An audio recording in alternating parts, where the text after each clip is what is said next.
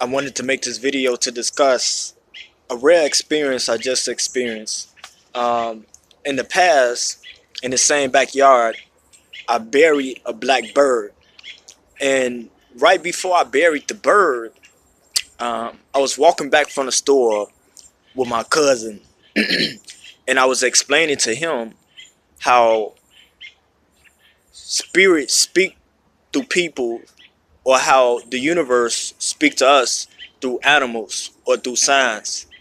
And I was speaking about squirrels and I was speaking about birds, and and it was very synchronistic because when we walked into my gate of where I stay at, a bird was right there hurt. Now, mind you, I had just spoke it into existence, or I had just spoke on it before I even bear witness to the bird being hurt. So we walking from the store, we walk in the gate, and I'm telling him about animals, and I see the bird. So immediately, I'm knowing that it's something spiritual, and it's very serendipitous. So I get the bird, I get a shoebox, I get some branches, I even get some bread. So I make it this comfortable box for it to sit in. I pick it up, I put it in a box, and then I bury it in the same backyard. Um, and I buried it right next to my cat. And my cat that died, I did a ritual over my cat. I did a ritual over the bird.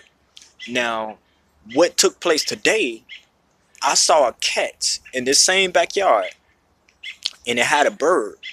And the reason it caught my attention is because, like you hear the birds right now, I always attract rare cardinals, and they always be around this area, this vicinity. So, um, so, um, so the birds, they was going crazy. They was like you hear them now.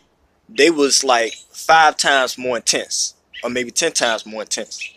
And the red cardinals, the American robins, they was all like, you taking down one of ours. Even if I'm a red bird or whatever, you still taking down one of ours. So I run downstairs and I chase the cat away, and I do a ritual over the bird. And it's sort of like what happened when I saw the bird the first time when I was walking back from the store. When I saw that bird, I spoke life into it, and it started to jump and it started to spread its wings. And then it didn't move too much. And I put it in my hands and it died in my hands. And I was rubbing its head. It was at first it was alive, but I started to rub it and then it just died in my hands. But this time I did a ritual over it. And not only did I do that, I also spoke into it.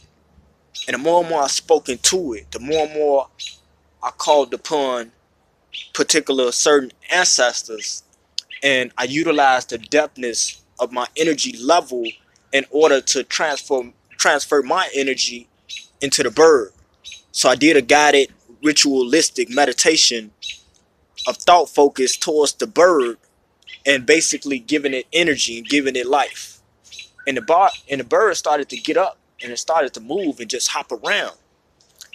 And it started to hop around so much that I even lost track of where it's at.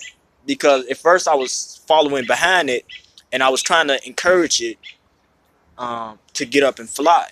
Because I gave it the energy and the ability to fly again based upon the spiritual support from my ancestors as well as my inner God frequency.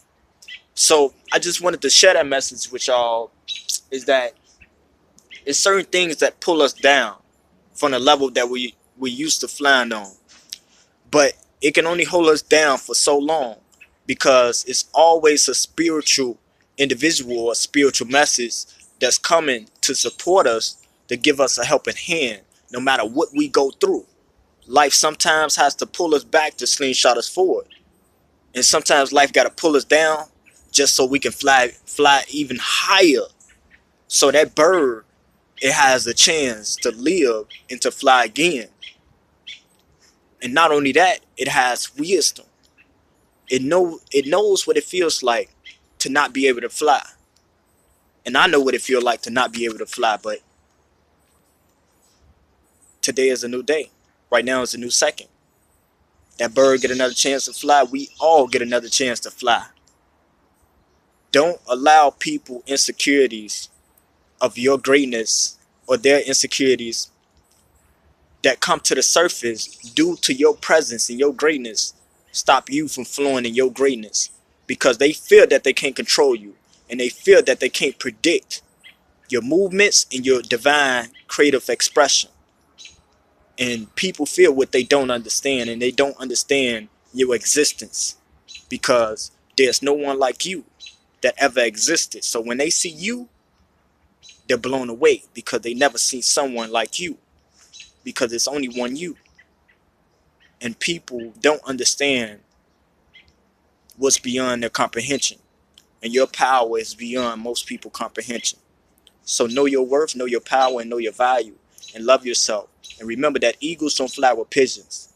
So fly, expand who you are, be expressive, be bold. Don't hold back who you are any longer. I'm not gonna stop being me so somebody can be them. So you don't stop being you so somebody else can be them. Don't attempt to be liked. Don't attempt to win other people's approval. Validate yourself. Boldness is all about being okay with making mistakes. Be okay with making mistakes freely. You don't have to be perfect. Don't strive to be perfect, no matter who it is. If it's a business person, a business deal, show them that you're not perfect. Don't attempt to be perfect, because we are perfectly imperfect and imperfectly perfect. Us just being perfect and it just being one-sided, us just being perfect, is a falsehood. We are perfect, but also we are imperfect. And that's what makes us so perfect, is that we embrace our flaws and that we accept who we are. So when you allow yourself to make mistakes, you allow yourself to grow. So allow yourself to expand and allow yourself to grow through your boldness and through you living life on the edge. Life favors the bold. Uncle Jasaneb, Hetapu, divine love. Be free and surrender to what is, and surrender to your emotions, and surrender to your greatness, and be bold and express your inner expression in your divine spirit. Ashe, Ashe.